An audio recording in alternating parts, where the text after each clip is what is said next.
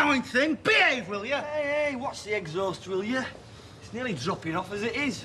Tell you what, Baldwin knew what he was doing when he got rid of this flaming rot box. Oh, fair's fair, Terry. We knew what the mileage was. Yeah, but we didn't know that the gears had been hammered, did we? What's all the racket, then? It's the gears. They keep jamming or something. Well, hard cheese. You can't leave it here. You'll have to get it shifted. By whose orders? By my orders, the man in authority. It's conked out. It's seized up, mate. Well, put your clutch in and push it. What do you think we did in the desert when Chuck's conked out under bombardment? I'll put your clutch in a minute. Look, Mr. Sugden, we're pushed for time. We've got 2 ton of gravel there to spread. Yeah, for the town clerk's house down Bolton Road, so you better watch it, mate. Don't you threaten me. I couldn't care less if it was the Lord Mayor. I know my duty. Look, it's only for this morning. We'll shift it this afternoon. You'll shift it now. It's a public obstruction. I'm sorry, but I can't show Fianna a favour in matters of this kind. Curly, get in the cab, get the clutch down. All right, all right. We're going to park it outside our house. That is allowed, isn't it, Hitler? As long as public property is kept clear, I'm happy. Oi, oi, not so fast.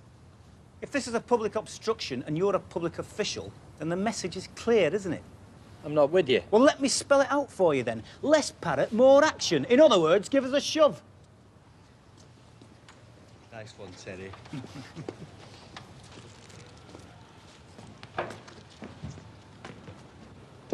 Come in, Mr. Oh, hello. Hello. Goodness me, it's still not mobile yet. Well, it's in gear, but we can't change them. Hopefully it should limp its way to the yard. Flaming, rotten, swining, pigging thing. Oh, hello, Mrs. Bishop. Hello, but won't you have to consult a mechanic? Well, eventually.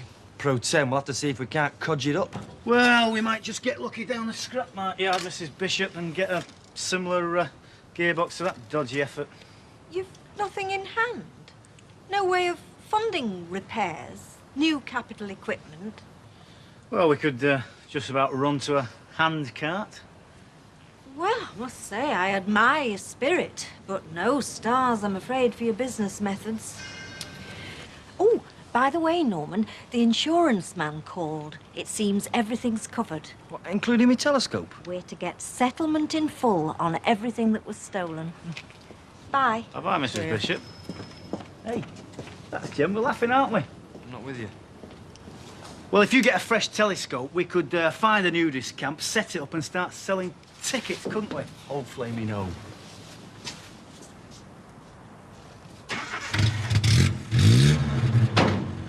Here we go.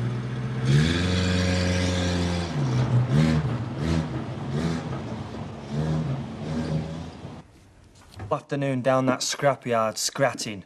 Net result, nout. To get that van back on the road is definitely a garage job. I don't know.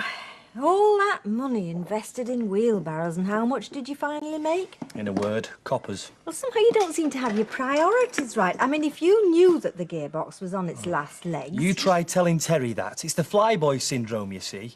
Wheelbarrows is definitely a dirty word with me from now on.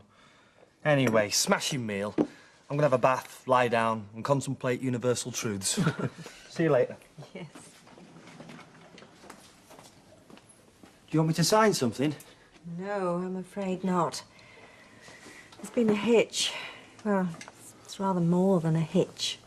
Well, is it the hire purchase? Is it because the telescope's on the hire purchase? Is that the snag? No.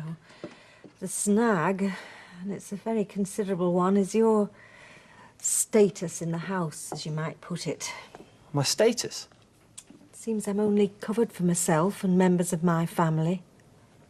I mean, the grim fact is that as a lodger, you'll have to claim off your own insurance. I haven't got any. I thought perhaps you hadn't.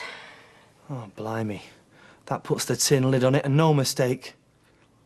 Can't we say it's your telescope? That wouldn't be honest, would it? And in any case, Mr. Fletcher does know the position. Oh, this is a disaster. This does to my plans what King Kong did to New York. No telescope, 480 quid on a drip. I bet Sir Bernard Lovell didn't have to put up with this. Could I make you a coffee? No thanks, Mrs. Bishop. I need a strong drink.